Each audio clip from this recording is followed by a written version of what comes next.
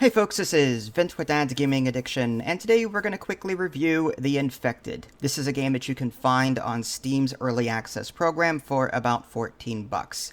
Now, I stress early access, that means everything that you're about to see here, including this review, is subject to change. And to go one step beyond that, it's going to take several hours for you to get through all of the content in this game. And this is time that I just don't have right now. But I did take the game through its paces for about 2 to 3 hours, and I wanted to give you an early review of it to tell you what the game is like, but there is some endgame content that I just have not gotten to yet, so just quick note there. So, what is The Infected? Well, it's kinda sorta similar to 7 Days to Die. Very kinda sorta. So, whenever you start a game, you'll be given the option to choose how long it takes for enemy waves to come at you. This is a base building game with survival and crafting mechanics. And you can choose, okay, the waves will come every 20 days, or it starts on day 20, something like that. It's not as involved as 7 Days to Die in terms of creating your own server and the options that come with that. 7 Days to Die has an extensive customization when it comes to creating your own server, character creation, and all that stuff. This game is pretty bare bones. It's just one little window, but you can toggle off these vampire zomboids or whatever they're called in the map that I guess spawn in certain locations.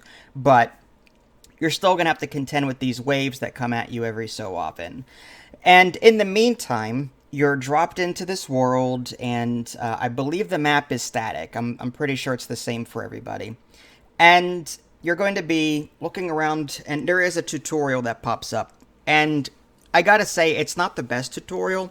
I mean, yes, you can hover over the next item on the list to get like a brief tooltip or description of what you need to do, but it kind of doesn't tell you what the thing looks like. Like, for example, I spent the first 5 minutes of the game looking for a stupid stick. There's all these twigs and trees sticking out of the ground, and I'm going over to them like, well, there's wood right here. Why can't I just snap off a stick from this tree and use that? No. The developer has a specific stick in mind, and it's laying somewhere on the ground, and I have to find it.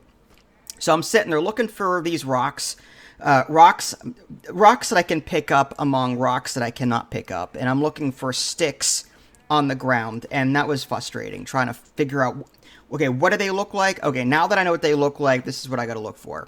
So that first hurdle was a little frustrating, but I got over it. In fact, this game was full of hurdles with me. Like, I was going through this game like, how do I do this? How do I do this? Okay, I got it. Now how do I do this? What am I supposed to... Okay. The interface, for example, and the crafting system, very frustrating. It has that forest. If you ever play The Forest, where you've got this roll mat, and you drag items over to it, and you combine items, and that's how you craft something. In 7 Days to Die, there's a search bar, you type in what you want to craft, and so as long as you've got the items in your inventory, you hit the craft button and bam, you're done. Not this game. No, there is a separate window for there's like a Wikipedia/encyclopedia of all the items in the game, and in that list are items, and it tells you what you need to craft them, which is great, but you have to close that window in order to open up your crafting window, so you have to have a good memory. Okay, was it 3 sticks that I needed, or 5? Or was it 3, 4? Okay, so I need 5 of this, 3 of this. Oh, I forgot. Let's close this crafting window, go back. Okay, I need 3 of this, 5 of this, 1 of this. And you come back over. So it's like, there's an extra step not needed there. I wish that the game had incorporated the wiki somewhere in that crafting menu, so I don't have to keep switching windows to figure out what it is I need in order to craft something. It was just extra stupid. I didn't like it. I would prefer a 7 Days to Die crafting menu personally, but that's just me. I'm heavily biased towards 7 Days to Die, in case you couldn't tell. I really enjoyed that game. Anyway, so The Infected, like I said, you're dropped into this world, you're looking for resources. You learn, okay, I need to build this cook pot, okay? Also, it wants me to build this foundation. I build the foundation, cut down trees. I got my axe, got my pickaxe. I'm learning how to do all this stuff. Why can't the cook pot go on the foundation? It wants me to cover it somehow. It tells me to cover the pot to protect it from rain so it doesn't go out to the campfire. And it doesn't tell me what item I need to do that. So I'm like, well, I have this little mini house with the foundation, with the walls, with the door. I can go in there and I'm dry, but I can't place this cook pot in here. Oh, it's a separate overhang. It's like a overhang found like a overhang roof thing that I can put down that will protect it from the elements. But I didn't know that because again, I didn't know what to look for. So again, the tutorial in this game is a little lacking in the sense that it really doesn't hold your hand. It makes you figure it out as you go. And again, a lot of me for the first couple of days of this game was wandering around like a chicken with his head cut off, trying to figure out how to do certain things. There is fishing in this game, but I use that term loosely. That's me jumping into a lake that I spawn next to and spearing fish with my stone spear that I crafted. There's also boar in this game. There's wolves. There's deer. You'll be able to craft a bow and arrow, but I haven't gotten that far yet. There seems to be, the progression in this game seems to be with ore. Different parts of the map will contain different mining spots, and you'll need these extractors, these mining extractors. You have to craft them in order to get the next kind of metal that you need. So a lot of the, again, progression in this game is, okay, I have all the I've got stone, wood, I've got these plant boxes, I can grow my own food. I'm getting my protein from, yeah, it's another thing in this game. There's protein, carbs, fat, vitamins, and there's a whole list of things like wellness when it comes to, how you're doing, which is cool. So you can eat all the meat you want, but if you're low on carbs, your energy is going to suffer and so on. Anyway, so getting back to what I was saying, you're building all of these things made out of wood and stone. And then there's even a workbench or two that you can build with the wood and the stone. There's like a little sawmill bench, and then you can put logs there, and the game automatically turns them into planks. Like you just drop it there, walk away, and then you come back and the planks are done. So it's like an automated system, even though you're not standing there doing it.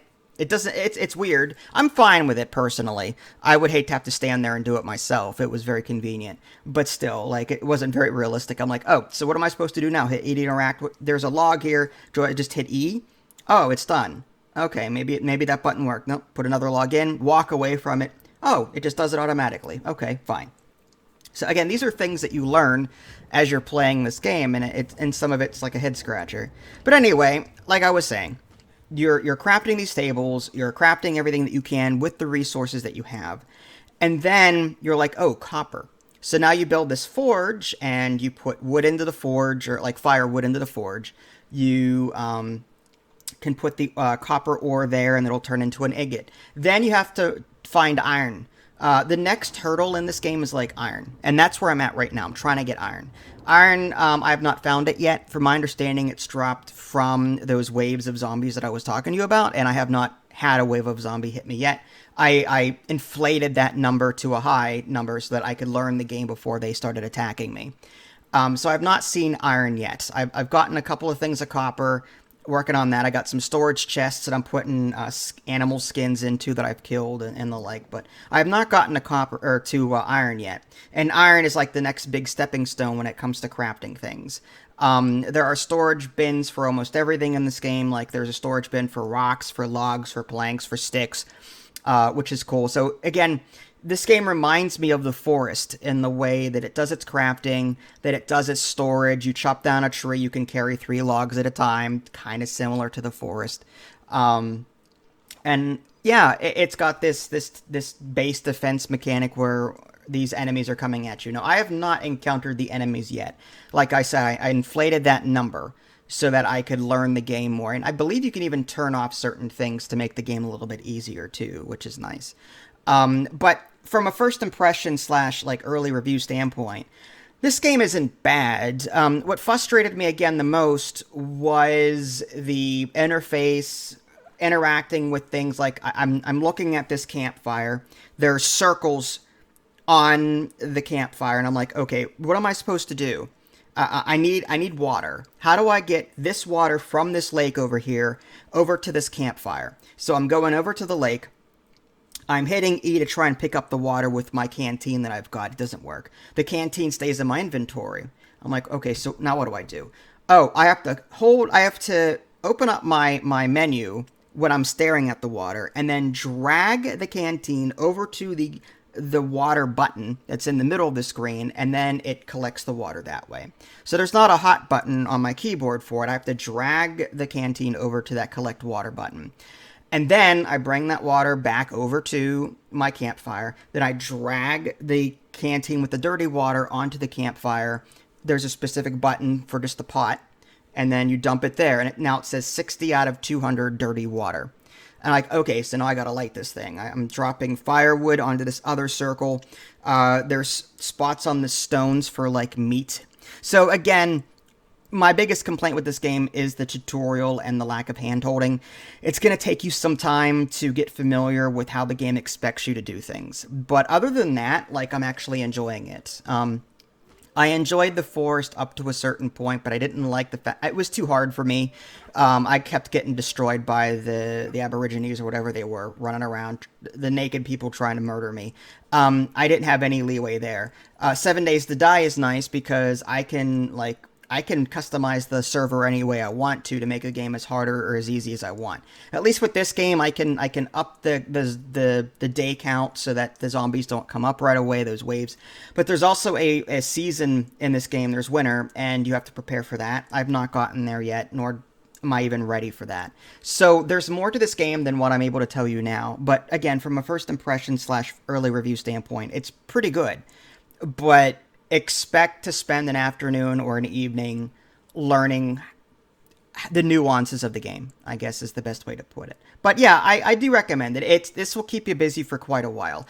It has a lot of potential. I would like to see more customization options when setting up my own game. I would like to see a better tutorial in-game. I would like to see a better crafting system than drag items over to this mat to craft it. Oh, what do I need? Open up this separate window, close it, gotta remember this, drag, drag, drag. Oh, what was it? Close that, open this. Oh, it's this, close that, open that. No, just give me that 7 Days to Die crafting system. Give me a search feature. Give me everything that 7 Days to Die has in terms of crafting and all that stuff, and I'll be extremely happy.